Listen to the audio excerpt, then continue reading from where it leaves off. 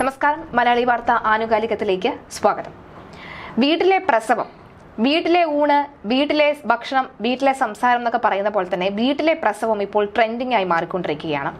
കഴിഞ്ഞ ദിവസം ഇതുമായി ബന്ധപ്പെട്ട് ഒരു മരണമടക്കം സംഭവിക്കുമ്പോൾ വീട്ടിലെ പ്രസവം എന്ന് പറയുന്ന ഈ ഒരു വിഷയത്തെക്കുറിച്ച് ചർച്ച ചെയ്യുമ്പോഴും കൂടുതൽ അന്വേഷിക്കുമ്പോൾ മനസ്സിലാക്കാൻ സാധിക്കുന്നത് കേരളത്തിൽ ഇന്ന് സർവ്വസാധാരണമായി മാറിയിരിക്കുന്നു എന്നുള്ളതാണ്.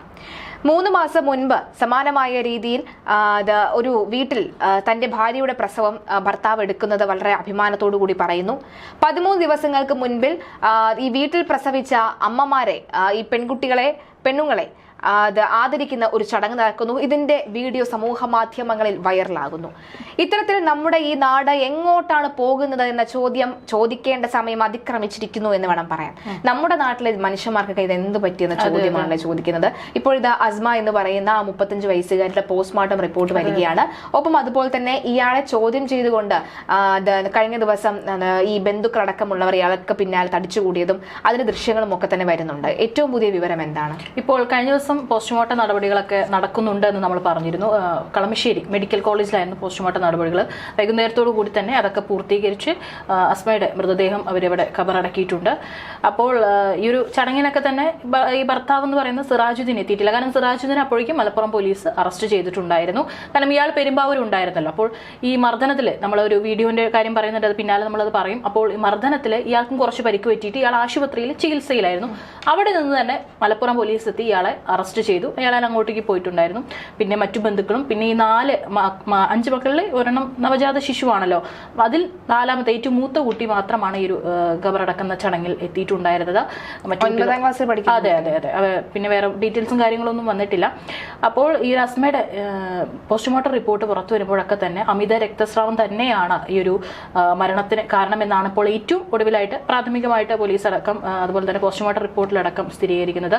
അപ്പോൾ അതിൽ ഡോക്ടേഴ്സ് കൃത്യമായിട്ട് പറയുന്നുണ്ട്, ഈ ഒരു 3 മണിക്കൂർ ഒരു പക്ഷേ ആശുപത്രിയിൽ എത്തിച്ചിരുന്നെങ്കിൽ തീർച്ചയായിട്ടും ജീവൻ രക്ഷിക്കും. ഇന്നലെയൊക്കെ നമ്മൾ പറഞ്ഞു ഈ 3 മണിക്കൂർ ഉണ്ടായിരുന്നു, അതിനിടയിൽ ജീവൻ രക്ഷിക്കാൻ തീർച്ചയായിട്ടും പറ്റുമായിരുന്നു. പക്ഷെ അപ്പോൾ പോലും എത്തിച്ചില്ല എന്നുള്ള വളരെ അതിദാരുണമായിട്ടുള്ള ഒരു മരണം തന്നെയാണ് അവർ മരിച്ചിരിക്കുന്നത് എന്നാണ് നമുക്ക് ഈ പോസ്റ്റ്മോർട്ടം റിപ്പോർട്ട് അടക്കം പുറത്തു വരുമ്പോൾ മനസ്സിലാകുന്നത്. മാത്രമല്ല കഴിഞ്ഞ ദിവസം ഇപ്പോൾ ബന്ധുക്കളടക്കം ഈ വിമർശനമായിട്ട് വരുന്നുണ്ട്. ഇപ്പോഴാണ് അവർ കൂടുതൽ കാര്യങ്ങളൊക്കെ പറഞ്ഞുകൊണ്ട് വരുന്നത്. യസ്മയ്ക്ക് 4 സഹോദരങ്ങളാണെന്ന്. അപ്പോൾ ഈ ആദ്യം മരിച്ച വിവരമൊന്നും തന്നെ ഈ 4 സഹോദരന്മാരെ വിളിച്ചറിയിച്ചിട്ടില്ല എന്ന് പറയുന്നു. പകരം ഈ അസ്മയുടെ ഉമ്മയുടെ മാതൃ സഹോദരന്റെ മകനെയാണ് വിളിച്ചറിയിച്ചത്. അതും പുലർച്ചെ 3 മണിക്കാണ് വിളിച്ചറിയിക്കുന്നത്. അതായത് ഇവർ ഈ 9 മണിക്ക് ഇവിടെ അസ്മ മരിക്കുന്നു, അതിനുശേഷം ആംബുലൻസ് ഒക്കെ വിളിച്ച് തിരിച്ചിങ്ങോട്ട് പെരുമ്പാവൂർ എത്തുന്ന ഒരു സമയം 3 മണിക്കാണ് എത്തുന്നത്. അല്ല, ഈ വീട്ടിലോട്ട് ഈ പറയുന്ന സഹോദരനെ, സ്വന്തം സഹോദരനല്ല മാതൃ സഹോദരന്റെ മകനെ വിളിച്ച് അറിയിക്കുന്നത്. പിന്നീടാണ് ബന്ധുക്കളൊക്കെ ഒരു 3:45 കൂടിയിട്ടാണ് കാര്യങ്ങളൊക്കെ അറിഞ്ഞ് അവർ വീട്ടിലെത്തുന്നത്. അപ്പോൾ മാത്രമാണ് ഇവരെല്ലാവരും ഈ ഒരു വിവരം പുറത്ത് അറിയുന്നത് എന്ന് പറയുന്നുണ്ട്. മാത്രമല്ല ഈ സിറാജുദ്ദീൻ വന്നിട്ട് ഇത്രയും പുലർച്ചെ ഇവിടെ എത്തിയതിന് പിന്നിൽ 7 മണിയാകുമ്പോഴേക്കും ചടങ്ങുകളൊക്കെ വേഗം ആരും അറിയാതിരിക്കാൻ വേണ്ടിയിട്ട് വേഗം തന്നെ എല്ലാ നടപടികളും വേഗത്തിലാക്കണമെന്ന് പറഞ്ഞ് ഈ വീട്ടുകാരനെ ഇങ്ങനെ ഫോഴ്സ് ചെയ്തുകൊണ്ടിരിക്കുകയാണ്. 7 മണിക്കുള്ളിൽ പള്ളിയിൽ കൊണ്ടുപോകണം, വേഗം ഈ ഖബറടക്കുന്ന കാര്യങ്ങളൊക്കെ നടത്തണം. അതാകുമ്പോൾ അധികം ആരും അറിയില്ല, നേരെ വെളുത്ത് വരും. അപ്പോഴാണ് ഇവർക്കൊക്കെ തന്നെ സംശയം തോന്നിയത് കൊണ്ട് തന്നെയാണ് ഇവർ കൂടുതൽ ചോദ്യം ചെയ്തപ്പോഴാണ് കാര്യങ്ങളൊക്കെ അറിഞ്ഞത്. മാത്രമല്ല ഇയാൾ പറയുന്നുണ്ട് വണ്ടിയിൽ വെച്ചിട്ടാണ് മരിച്ചതെന്ന്. ഇങ്ങോട്ട് വരുന്ന വഴിയിലൊന്നും കുഴപ്പമില്ലായിരുന്നു, വണ്ടിയിൽ വരുന്ന സമയത്താണ് മരിച്ചതെന്ന് പറയുന്നുണ്ട്. പക്ഷേ ഈ ഒരു ആംബുലൻസ് ഡ്രൈവറാണെന്ന് തോന്നുന്നു, ഈ കൈ ഇങ്ങനെ മരവിച്ച നിലയിലായിരുന്നു. നമുക്കറിയാം മരിച്ചു കഴിഞ്ഞാൽ ബോഡിയൊക്കെ പിന്നെ മരവിച്ച അവസ്ഥയിലായിരിക്കും.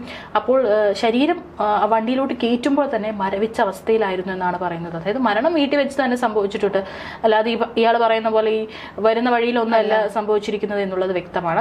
ഏതായാലും ഇപ്പോൾ ഇതൊക്കെയാണ് ഇനി കൂടുതൽ ഡീറ്റെയിൽസ് വരുന്നത്. ഇനിയിപ്പോൾ ഇയാളെ ചോദ്യം ചെയ്യാനായിട്ട് ഇപ്പോൾ മലപ്പുറം പോലീസാണ് ഇപ്പോൾ കസ്റ്റഡിയിൽ എടുത്തിരിക്കുന്നത്. കാരണം അവിടെയാണ് നടന്നിരിക്കുന്നത്. അപ്പോൾ ആ സ്റ്റേഷന്റെ കീഴിലായിരിക്കും വരുന്നുണ്ടാവുക. തീർച്ചയായിട്ടും ഈ ഒരു സംഭവം നടക്കുമ്പോൾ തന്നെ നമുക്ക് ഇപ്പോൾ അതിശയത്തോട് തോന്നുന്നു. ഇപ്പോൾ പറയുന്നു, കഴിഞ്ഞ ദിവസം ഒരു വീഡിയോ പുറത്തു വന്നിരുന്നു, ഈ വീട്ടുകാർ അടക്കമുള്ളവർ ചോദ്യം ചെയ്യുന്നുണ്ട്, എടാ നീ ചത്ത കോഴിയെ പറപ്പിക്കുന്നവനല്ലേ, നീ മരിച്ചുപോയവരുടെ ജീവൻ രക്ഷിക്കുന്ന ആൾക്കാരല്ലേ, നീ ഈ കൊച്ചിന് ജീവൻ കൊടുക്കണം എന്ന് പറഞ്ഞിട്ടൊക്കെ ആക്രോശിക്കുന്ന വീഡിയോ വരുന്നുണ്ട്.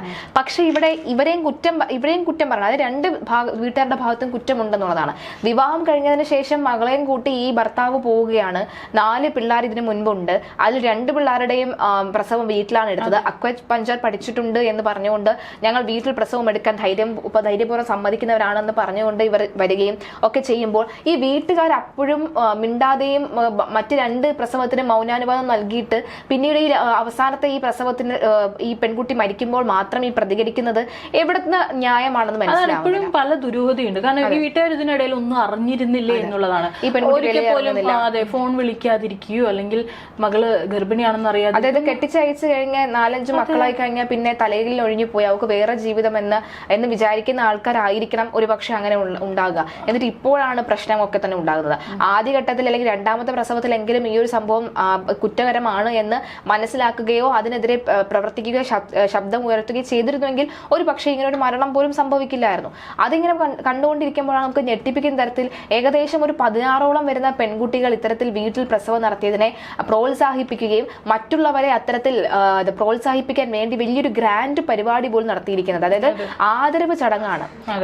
നമ്മൾ ഡിഗ്രി സർട്ടിഫിക്കറ്റും ഒക്കെ ലഭിച്ച് PG സർട്ടിഫിക്കറ്റ് ലഭിക്കുമ്പോൾ നമുക്കൊരു കോൺവെക്കേഷൻ നടത്തുമല്ലോ, അതുപോലെ ഒരു കോൺവെക്കേഷൻ പരിപാടി പോലെയാണ് ഈ വീട്ടിൽ പ്രസവിച്ച പെൺകുട്ടികൾക്ക് നടത്തുന്നത്. അതായത് ഇതിന്റെ പ്രധാന ഉദ്ദേശം എന്ന് പറയുന്നത് വീട്ടിൽ പ്രസവിക്കുക, കച്ചവട ചടങ്ങ്, അതായത് ആശുപത്രിയിൽ പോയി പ്രസവിക്കുന്നതൊക്കെ തന്നെ കച്ചവടം മാത്രമാണ്.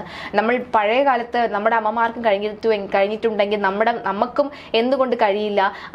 എന്താ അക്വിഷ് പോരാളികളാണ് ഇവർ എന്ന് പറഞ്ഞുകൊണ്ടാണ് ഇവരെ പറയുന്നത്. അതായത് ഇവരുടെ ന്യായീകരണം എന്നൊക്കെ പറയുന്നത് ഏത് പൊട്ടന്മാരെ പോലും വിശ്വസിക്കാത്ത, കൈയില്ലാത്തവൻ കൈ വെച്ചടിക്കുക എന്നുള്ളൊരു പഴഞ്ചൊല്ലുണ്ടല്ലോ. ഇത് ജനൻ ടിവിയിലൂടെ വേറെ എനിക്ക് തോന്നുന്നു വേറെ ചാനലൊക്കെ നോക്കിയപ്പോ ഒന്നും വന്നിട്ടില്ല. പക്ഷെ ജനൻ TV ആണ് ഇതിന്റെ ഇവരുടെ ഈ ചടങ്ങ്. അക്വിഷ് എന്ന് പറയുന്ന ഒരു സംഘടനയാണ് കോഴിക്കോട് വെച്ചിട്ട് ഇത്തരത്തിൽ പ്രസവിച്ച വനിതകളെ അവാർഡ് നൽകി ആദരിക്കുന്ന ഒരു സംഭവം. അത് ഇതൊക്കെ ഇട്ടിട്ട് എല്ലാം വളരെ വലിയൊരു നല്ല പരിപാടി തന്നെയായിരുന്നു. ചെറിയൊരു പരിപാടി ഒന്നുമല്ല. ഈ പറഞ്ഞ പോലെ വലിയ നമ്മൾ ഗ്രാജുവേഷനോ അല്ലെങ്കിൽ പോസ്റ്റ് ഗ്രാജുവേഷനോ ഒക്കെ കഴിഞ്ഞിട്ട് നടത്തുന്ന ഒരു ചടങ്ങ് പോലെയാണ് ഇതിന്റെ ചടങ്ങ്. അതായത് വിദ്യാഭ്യാസവും ലിറ്ററസി റേറ്റും ഓരോ ദിവസം മുകളിൽ പോയിക്കൊണ്ടിരിക്കുമ്പോൾ നമ്മുടെ ആൾക്കാരുടെ, നമ്മുടെ മനുഷ്യന്മാരുടെ അന്ധവിശ്വാസവും അതുപോലെ തന്നെ ഈ അനാവശ്യ ആചാരങ്ങളും ഇതിൻ്റെയൊക്കെയുള്ള ഒരു അനാവശ്യ ഒരു ചിന്തയും പ്രവൃത്തിയും ഒക്കെ ഉണ്ടല്ലോ. അതായത് ഒരു ഒറ്റയടിക്ക് 250 കൊല്ലം പുറകിലോട്ട് പോകുന്ന കുറച്ച് ജനതയാണ് നമ്മൾ കണ്ടുകൊണ്ടിരിക്കുന്നത്. അതായത് ഒരു വശത്ത് ജീവിക്കാൻ വേണ്ടി കഷ്ടപ്പെടുന്ന ഒരു ജനത, മറുവശത്ത് പ്രേമിച്ച പെൺകുട്ടിയെ കൊല്ലുന്നു, സ്നേഹിച്ച ഭാര്യയെ കൊല്ലുന്നു, അച്ഛനെ കൊല്ലുന്നു, അമ്മയെ കൊല്ലുന്നു, എല്ലാവരും ഒറ്റയടിക്ക് കൊല്ലുന്നു, വീട്ടിൽ പ്രസവം നടത്തുന്നു, അന്ധവിശ്വാസങ്ങളുടെ ഒരു കൂമ്പാരം ഉണ്ടാകുന്നു, പല ചരിത്രത്തെക്കുറിച്ച് പറയുന്ന സിനിമകളെ വെട്ടി നശിപ്പിക്കുന്നു, അല്ലെങ്കിൽ അങ്ങനത്തെയുള്ള ചരിത്രങ്ങളെ സിനിമയായി ചിത്രീകരിക്കുന്നു. എന്തൊക്കെയാണ് നമ്മുടെ ലോകത്ത് സംഭവിക്കുന്നത്, നമ്മുടെ നാട്ടിൽ എന്തൊക്കെയാണ് നമ്മുടെ ചുറ്റും നടക്കുന്നത് നമുക്ക് അതിശയത്തോടു കൂടി നോക്കി കാണുന്നു. ഇതിന്റെ ഈ ഒരു അക്വിഷ് ഇവരുടെ സംഘടന നേതൃത്വത്തിൽ ഈ ഒരു സോഷ്യൽ മീഡിയ ഒക്കെ തന്നെ വലിയ രീതിയിൽ പ്രചാരണം നടക്കുന്നുണ്ട്. എന്തുകൊണ്ടാണ് ഇതുവരെയും ഇത് പോലീസിന്റെ അല്ലെങ്കിൽ സൈബർ കുറ്റവാളികളെ കണ്ടെത്താൻ വേണ്ടി നമ്മുടെ പോലീസ് അനവധി കാര്യങ്ങൾ നടത്തുന്നുണ്ട്. സമൂഹ മാധ്യമങ്ങൾ വഴി കലാപ ആഹ്വാനം, അത്തരത്തിലുള്ള മതപരമായുള്ള ഈ വിള്ളൽ ഉണ്ടാക്കാൻ ശ്രമിക്കുന്നവരെയൊക്കെ തന്നെ നമ്മൾ കണ്ടെത്തുന്ന സാഹചര്യമുണ്ട്. നമ്മുടെ നാട്ടിൽ ശിശു മരണനിരക്ക് കുറയുകയാണ്. അപ്പോഴാണ് മറുവശത്ത് ഇങ്ങനെ വീട്ടിൽ പ്രസവിക്കാം എന്നുള്ള ലേബലിൽ എന്തോ വലിയ മഹത്തായ സംഭവം നടത്തിക്കൊണ്ട് അവർ അതിനുവേണ്ടിയുള്ള ഇന്റർനാഷണൽ, അതായത് ഇപ്പോൾ നമ്മുടെ സമൂഹ മാധ്യമത്തിൽ കാണുന്ന, അതായത് ഇപ്പോൾ നമ്മളൊക്കെ തന്നെ പണ്ട് ഈ സൺസ്ക്രീമും അതും ഇതുമൊക്കെ തന്നെ സ്കൂളിൽ പഠിക്കുമ്പോൾ ഉപയോഗിക്കാറുണ്ടായിരുന്നു. ഇല്ല, നമ്മൾ ആകപ്പാടെ കുട്ടിക്കുറയുടെയോ അല്ലെങ്കിൽ 10 രൂപയുടെ ഒരു പൗഡർ എടുത്തിടും, കരിയും വയ്ക്കും പോവും. പക്ഷെ ഇപ്പോഴത്തെ സ്കൂളിലെ കുട്ടികൾ അങ്ങനെയല്ല. അവർ get ready with me to school എന്നടക്കമുള്ള ഹെഡ്ലൈൻ എടുത്ത വീഡിയോ ഇടുന്ന കുട്ടികളാണ്. അതായത് ഇൻസ്പയർ ചെയ്യുകയാണ്. ഞാൻ പറയുന്നത് ഇതുപോലെ ഒരു 5-6 വീഡിയോസ് ഇങ്ങനെ ആൾക്കാർ ഇടുകയും അത് പ്രൊമോട്ട് ചെയ്യും.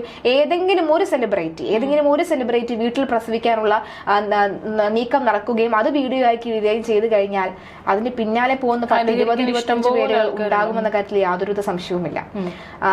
അത് ഇപ്പോഴേ അതിന് തടയിട്ടില്ല എന്നുണ്ടെങ്കിൽ, ഇപ്പോഴേ അത് മുളയിലേ നുള്ളിയില്ല എന്നുണ്ടെങ്കിൽ അത് നമ്മുടെ നാടിനെ കാർന്ന് തിന്നുന്ന ഒരു ഭവിഷ്യത്തായത് മാറുമെന്ന കാര്യത്തിലും സംശയമില്ല.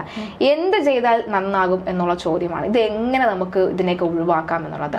പലരും പറയുന്നുണ്ട് തലച്ചോറ് നായ നക്കുന്നു, തലച്ചോറിനകത്ത് ചിന്തിക്കാനുള്ള ശേഷിയല്ല, മറിച്ച് മറ്റെന്തൊക്കെയാണ് ഇവർ ചിന്തിച്ചു കൂട്ടുന്നത്. അങ്ങനെ കാരണം കൂടുതൽ പറഞ്ഞാൽ ഇത് മതപരമായി വളച്ചൊടിച്ച് മറ്റു പല കാര്യങ്ങളാക്കി ഇത് മാറ്റാനും തയ്യാറായി നിൽക്കുന്ന നിരവധി ആളുകൾ. ജനൻ ടിവിയിൽ വന്ന റിപ്പോർട്ടിൽ തന്നെ പറയുന്നത് ഇത്തരത്തിൽ ഈ ഒരു അക്യൂഷ സംഘടനയിൽ ഉൾപ്പെട്ടിട്ടുള്ള ആളുകളൊക്കെ തന്നെ ഉയർന്ന വിദ്യാഭ്യാസം നേടിയിട്ടുള്ളവരാണ്. നമ്മൾ കഴിഞ്ഞ ദിവസമൊക്കെ നമ്മൾ IB ഉദ്യോഗസ്ഥരുടെ മരണവുമായി ബന്ധപ്പെട്ട് നമ്മൾ ചർച്ച ചെയ്യുമ്പോൾ പറഞ്ഞിട്ടുണ്ട് വിദ്യാഭ്യാസം ഉണ്ടായിട്ട് കാര്യമില്ല എന്നുള്ളത്. അതെ. അപ്പോൾ ഈ സംഘടനയിൽ ഉൾപ്പെട്ടിട്ടുള്ളവരും വളരെ വിദ്യാഭ്യാസം ഉള്ളവരാണ്. അതായത് അതായത് എന്നിരുന്നാലും ഇത്തരത്തിലുള്ള കാര്യങ്ങൾ കൂടി പുറമെ നല്ല രീതിയിൽ ചമച്ച് പക്ഷെ ഉള്ളിൽ ഈ പറയുന്ന ഈ പഴഞ്ചൻ രീതികളൊക്കെ ഫോളോ ചെയ്യുന്ന ആളുകൾ ഇപ്പോഴും ഉണ്ടല്ലോ. അതുകൊണ്ടാണ് നമ്മൾ ആ ഒരു വീഡിയോ കാണുമ്പോൾ തന്നെ മനസ്സിലാവും. അതിനകത്ത് ഒരു എടുത്തു പറയുന്നുണ്ട്, ഇവരുടെ കൂടെ പഠിക്കുവാനും അറിവ് ലഭിക്കുവാനും സാധിച്ചത് ഞങ്ങൾക്ക് വളരെ അനുഗ്രഹമുള്ളവരായി നമ്മളെ തന്നെ അഭിമാനത്തോടു കൂടി കാണുകയാണെന്നാണ്. എന്തറിവെന്നാണ് ചോദിക്കുന്നത്. വീട്ടിൽ പ്രസവിക്കുക എന്നുള്ള അറിവോ?